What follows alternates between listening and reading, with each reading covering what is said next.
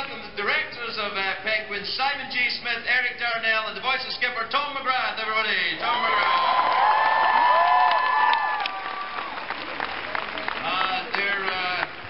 Let's see, they're definitely here. Are you guys just... we could show the teaser first. You have no idea what the hell it is backstage there. Alright, yeah, there'll be noise when Benedict comes out, I think. Yeah.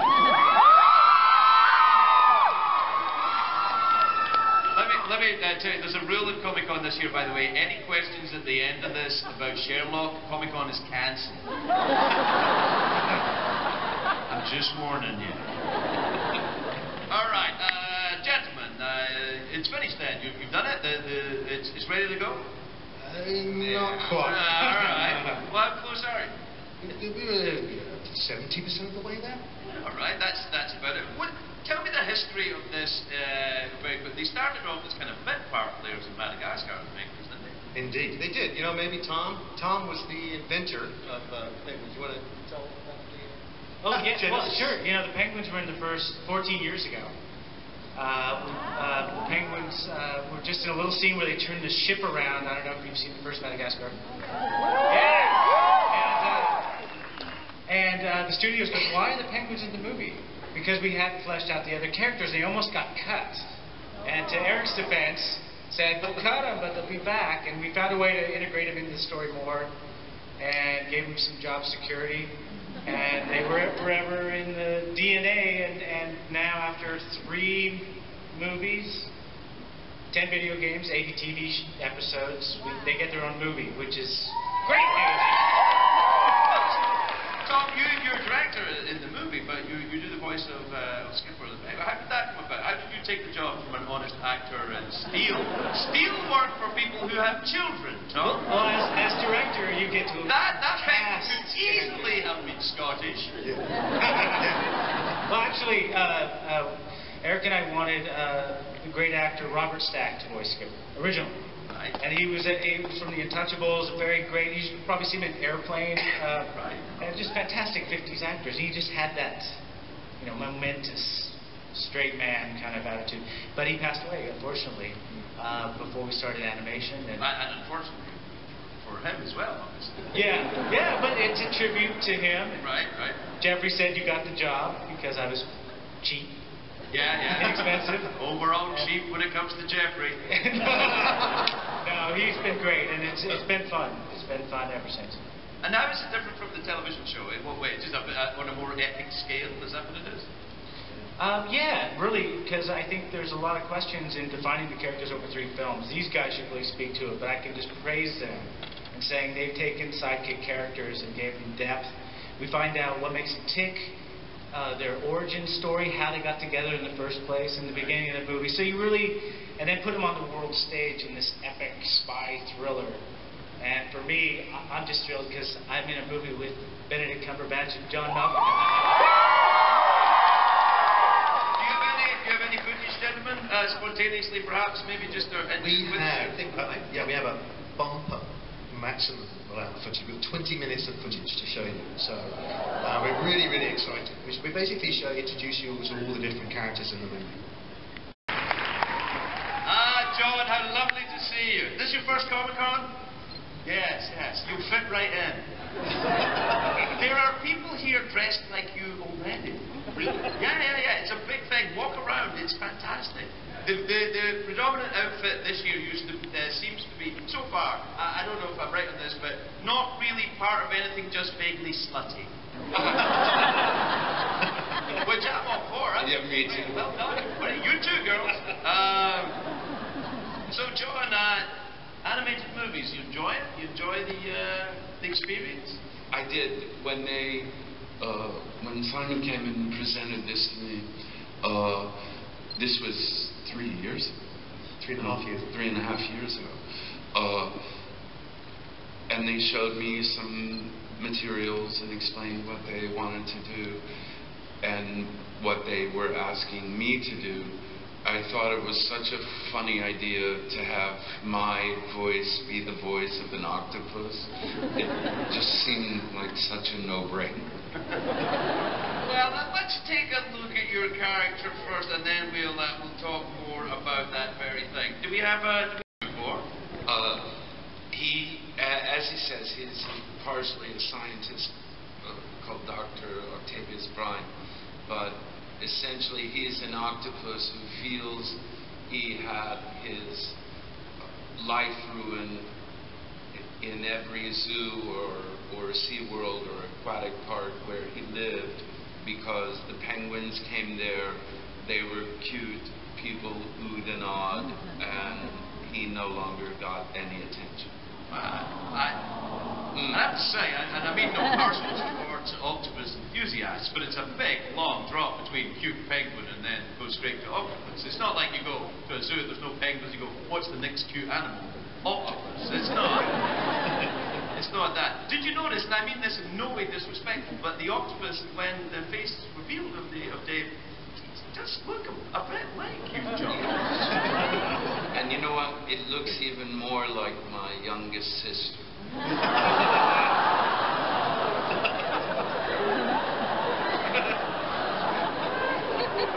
So nice to see you again. I've missed you, man. She's going to have to learn about this here. I didn't even call her before. Well, I'm sure she'll be flattered. Anyway, did they do that thing where they film you while you're working? You know, while you're doing the voices, and then you do that and incorporate it into the look? John was incredible. He's him and Benedict, we filmed when we were doing the voices, and John was so committed in the physicalities. We directly lifted that footage and used every part of the acting that John's given us. It's just gold, and the elements are just feeding He's a off. pretty good actor. I've seen him work before. It's not bad. Yeah, he's all right. Tell me about the Venice scene. That's the next bit of footage we've got. What's going on there? Well, the penguins managed to escape from Dr. Brine, Clutches. and he sends his henchmen out after them. Here we go. And very effective. Please welcome to Comic-Con, Benedict Cumberbatch, everyone.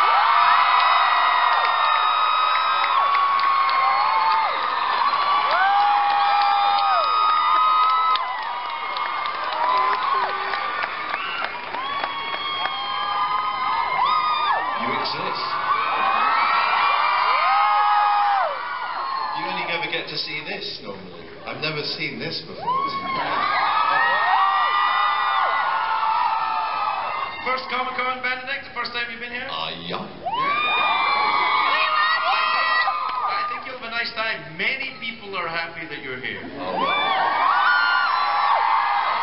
Many of me are happy too.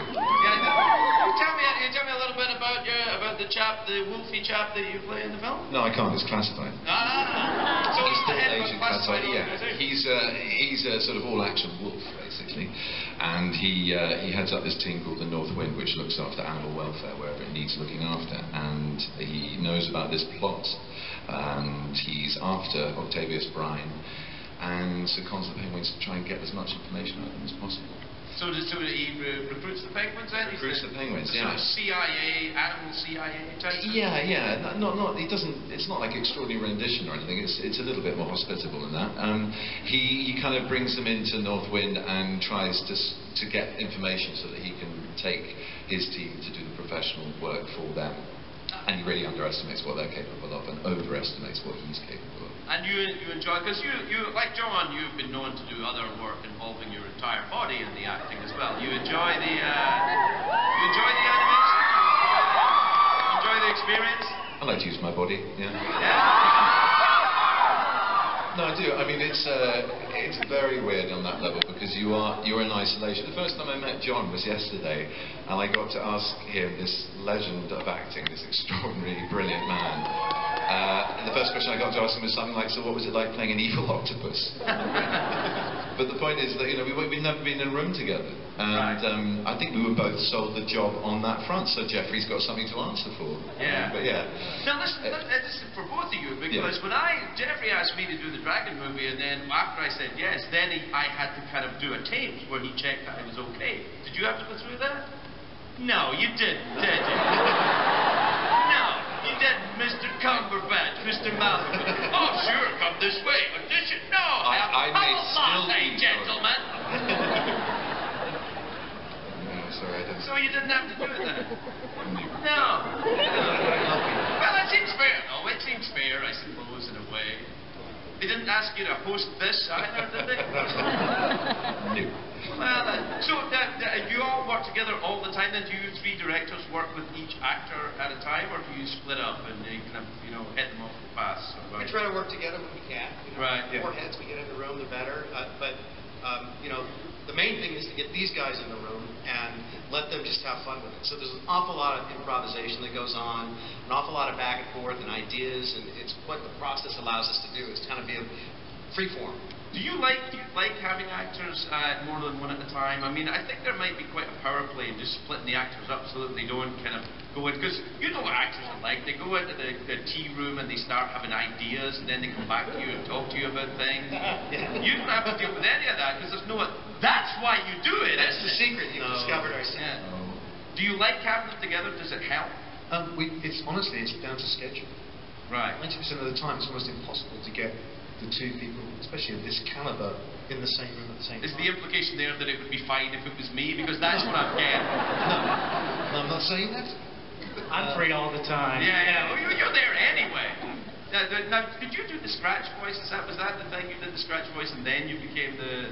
Yeah, pretty much. Really? Yeah, pretty much. The scratch voice, But I'd love to have 25 bags of Cheetos and work with Benedict if he was gay. I was a scratch. All right, I believe we have another clip from the film. This is the Northwind HQ scene. An app this morning called the Surveillance app. It does a couple of things. First, the Penguins. Apparently, that's the idea. The Penguins are providing security at Comic-Con this year. You can listen live to the conversation on walkie-talkies, which is a form of phone they used to use. Sir, I know we're Comic-Con to do security, but would it be okay if we also promoted our movie, Dreamworks Penguins of Madagascar, in theaters this Thanksgiving? You want to promote our movie, Dreamworks Penguins of Madagascar, in theaters this Thanksgiving? Quote, promoting Dreamworks Penguins of Madagascar in theaters this Thanksgiving. Begin. Roger that. But what do I do with all this promotional swag? Put it in the hands of every single human in San Diego.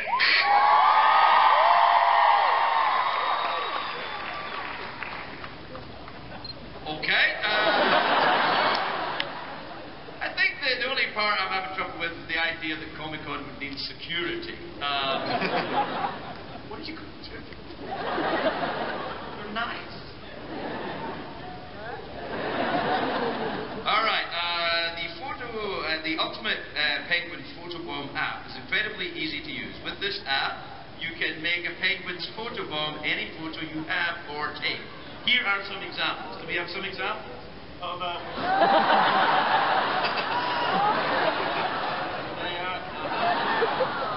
Did you own the cat? You own the cat! All right. Oh, right. Okay. It's very easy to do. Partly, I'm sorry for this infomercial. It was just something I do spontaneously from time to time. Step one is when you download the app from iTunes or Google Play, or whatever illegal method you nerds know about that they don't.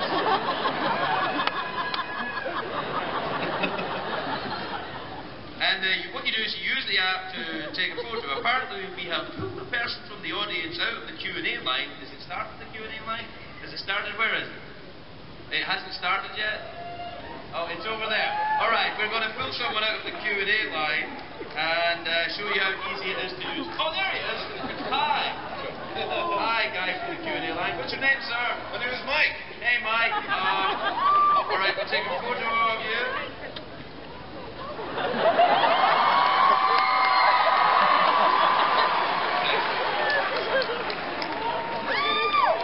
Once you've taken the photograph, well done, Mike, and congratulations. You'll never sleep again. And what we'll do is now we add the penguin. You take the photo and you add the penguin. Can you do that with the app? Has that been done? Has anyone done that? Or no? I think I just did this. Right, once you take the photo, you add the photobombing penguins in the final step, you can decide to send the photo to the North Wind using hashtag penguin protection, which has nothing to do with prophylactics. I thank you, those of you that wanted me to be a little bit smuttier this morning. Or you can send the photo to Dave, Dave the Octopus, of course, using hashtag penguins4day. Alright, and every 2 weeks you can win prizes. From the North Wind or from Dave. I don't know what the prizes are. I think Dreamworks give you your own movie. I think that's what they give you. Or if you're an actor, you get to be in the movie without Jeffrey checking you out. Alright, cast continues discussion spontaneously with cast members, taking questions from the audience. My name is William. I just want to say thank you, John and Benedict, for coming to San Diego. Benedict, my friend would absolutely faint to ask you directly, so that's why I'm here. Okay. We just want to know, for Penguins of Madagascar and other voiceover roles, what's the process that you go through to convey so much emotion into the movie from the cold sound booth? It's sheer hell. You have to go undercover for a long time. I worked in Yellowstone Park as a wolf for a while. I was accepted into the back quite quickly. Got a bit hairy when, no pun intended, when I became the alpha male. That happened in about 3 weeks. And then about a month into it, I realised that 2 of the other wolves were Christian Bale and Daniel Day-Lewis. So, yeah, it was fun out there. The hardest thing is getting unwolfed, actually. You know, going to the bathroom, that's a new education. And eating habits are a little bit awkward. And don't put any kittens in front of me. But apart from that, it's great fun. I mean, in all seriousness, you know, you throw yourself around a little bit. It's not like motion capture. It's not like the sort of full body experience that is. But yeah, there are only certain things you can actually make your voice do without moving. So at times I was imagining things hitting me whilst holding onto a plane. Plot, well, I don't know. Yeah, that just takes you arsing about being a bit of a waddy and having no inhibitions whatsoever, which I'm here to have none of. But no, I did. I enjoyed it. It's great fun. Thank you for your question. Well, there you are then. Let me just say, before we continue, that the first 10 people in line are going to receive who are asking questions, are receiving a secret skipper thumb drive. Some of the material you've seen today has been loaded onto those thumb drives, and Dreamworks would like you to start pushing it out for them. Perhaps that's just a secret. Forget I said that last time. Alright, your next question, please. Hello. Hi, what's your name? My name is Jada. Where are you from? I'm originally from Georgia, but I've lived here. Okay, not the whole thing, just now. Okay. My question is for Benedict. Surprisingly. Sorry, I can ask you a question. Yes, it's fine. Okay, what is the thing that attracted you most to Classified's character, to make you want to bring this character alive? To work with the penguins, really. I mean, you know, the whole kind of Bond pastiche that he is. This guy who's got all the professionalism, he's got all the tools, he's got a team, he's got this kind of slick operation, and yet it's sometimes only goes skin deep. So he's completely. There's a nice vulnerability to it, and he has to learn. He has to learn to abandon planning and embrace just running at the problem rather like the penguins do. And I like that idea. I like the idea of unpacking a spine and trying to make them a little bit more human. If that makes any sense when you're playing a wolf. But yeah, it was that really, and also just the pedigree of the studio's work. They make me laugh. They make the kids that I've seen the films with laugh. So I thought I'd try and give it a go myself. And I've never done this kind of work. I've never done a narration for an animation before. I mean, voice for an animation before. So all of that, and this one here, I heard about his casting, and that got me very excited. And the penguins themselves, I mean, they're just winning characters. So yeah, all those reasons. Do we have some? And I want to know what characters, books as a child did that for you, and how you bring it to straight for the whole panel. See, well, who began this process? Who began the Penguins of Madagascar? I guess you were right there at the beginning, right? No. I'd like Benedict to answer this. See, we'll get to him. But what influenced you as a child? That's a fair question. What made you laugh when you were a kid? Well, I was born in the 60s, so I think, TV. Oh, right, yeah. was the books of the 60s. Right. So what TV shows did you watch? Well, I think, Star Trek. Oh, there's a risky Comic-Con. I think, there was always these groups, I think, from SWAT to the A-Team, Star Trek, the Penguins are a bit of an amalgam of all these shows. And they took the best of international characters, brought them together into a kind of a underdog group that saw nothing as impossible, and that's really who the Penguins are. And they are just a combination of all these, whether it be Stalin 17 or the Dirty Dozen or Spock and Kirk. It's trying to get the best of all these characters that come together. And what's great about the Penguins, they're these huge personalities in a tiny package, and that's the inspiration. What about you, John? I imagine you're slightly off the beaten track in the terms of a childhood influence. I actually had quite eclectic taste, and I liked anything, a huge number of things, but only if they starred Haley Mills. You never disappoint me, John. Never. And I also was a huge fan of Leave It to Beaver. So those were my two big cultural names. Yeah, no, I can see now it makes perfect sense. Benedict, what about you? What kind of lit your torch when you were a kid for entertainment? The Hobbit actually did, and that was the first book my dad ever read to me, so that was in my head as an imaginary space when I was a kid going to sleep at night. I don't know how healthy that is, but it turned out all right, and that was a wonderful influence, and spawned my interest in the written word having the power to create those imaginary worlds. Beyond that, television-wise, all sorts of things. I mean, I was a kid of the 80s, so, the A-Team, Werewolf, Manimal, all those kind of, Knight Rider, and then Gentle Ben, too, because I shared the name. Egotist at a young age. It was, so a fair old mixture, but yes, I grew up with two actors, so stories abounded, probably adult stories I shouldn't have been hearing at the age I heard them, but also, they were very good at creating worlds and characters. Right, yeah. Imagine in my mind. Very nice, yes, thank you very much. Lovely question. Thank you, lady from Texas. Next lady. And then, okay, I'm going to try not to cry.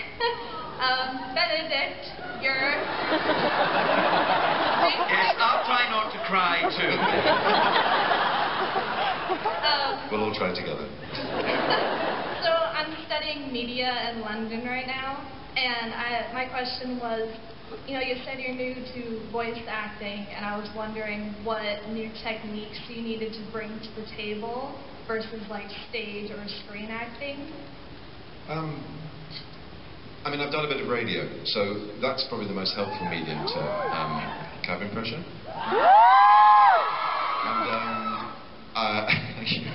And book reads, and that's very hard. Actually, the hardest thing, the most useful thing, is to do an adaptation of a book, because you are the book. You're the narrative voice, but you're also all the individual characterizations. So that you really do get that ego trip of playing all the parts, and with that you have to imagine a lot of the scenarios, and this is a great team of writers and directors and artists who can lead you through step by step to give you a very firm idea of how to contextualize any moment, but you still have to take a little leap yourself to get there. But it's not like doing a book. That's the hardest thing I'd say I have ever done vocally. So with their help, their scripts and their genius, it's kind of a walk in the park, and you just get to end up... Improvisation is very important, so being able to be free with an idea, push an idea, go too far, come back, do the full circle thing you do in rehearsals, good idea at the beginning, awful ideas for the rest of it, coming back to the same good idea, or all right idea. That process is really important, not to be frightened of experimenting. Where are you studying media? St. Mary's University in Twickenham. Oh, nice part of the world, yeah, very good. How's it going? Really, really good. I love it. really good. Well, the Sherlock studios aren't far from there. Did you know? Oh, no, that's Sherlock, sorry. Actually, cut my mic off. Very nice of that. Sorry.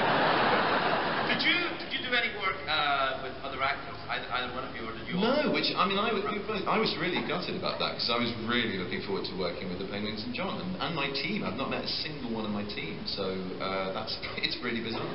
And that's almost the hardest thing. You don't have the usual camaraderie which you do in most other mediums, but I didn't really for Smaug either, because I was in a room, I was doing motion capture, and Martin was in England and would have been the size of a fleck of dust on the carpet if he had been there. It would have been pretty difficult to imagine him as that. And so I had a great actor reading off lines like I did every single session with recording this. Yeah, you don't build that chemistry, you don't that thing, and then you're not. So you're improvising against brilliant writers in the studio, side by listening and watching. And these are my two first audience, all of our first audience. And if you make them laugh, you know you're somewhere in the right ballpark, and you just keep on going. Do you ever feel slightly intimidated?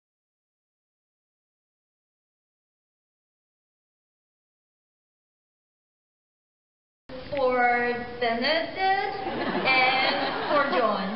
So, what do you think is the major difference when you are performing in an adult movie like rated R or above, and with like PG-13 or PG movies?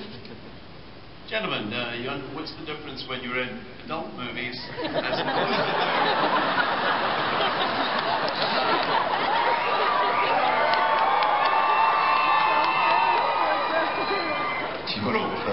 Grow up! One is happier in adult.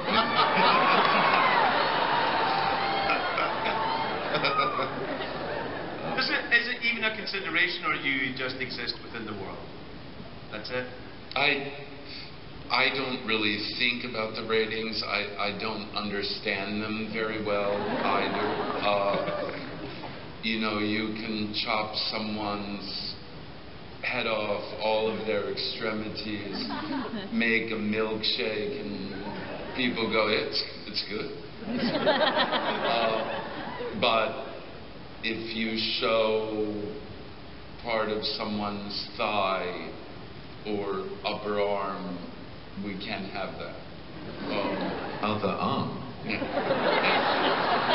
very strict in San Diego, Benedict. Very, very strict. I am actually flaunting the law right now.